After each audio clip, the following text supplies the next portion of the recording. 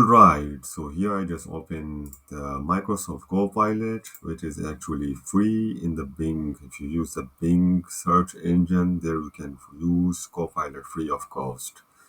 So what I tried here, a very cool feature here, like for example, if you go to select some of this initial, if you go to the Microsoft Copilot front page.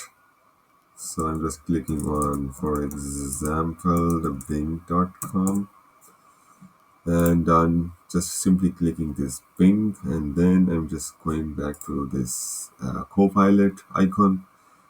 And now here you can see this here we have a couple of different options here. So what I click, I just found something this interesting about this translate into Gen Z. So I just select this, and then this appears here in my prompt here. So it says translate into Gen Z slang. So I can ask whatever I want. So like for example, I don't know, just give me a bottle of water, please.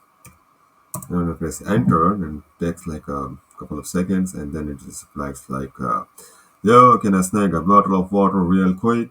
Or yo, toss me a bottle of water, please. Or even need me that I H2O as have farm. I don't know what kind of, this is like very funny.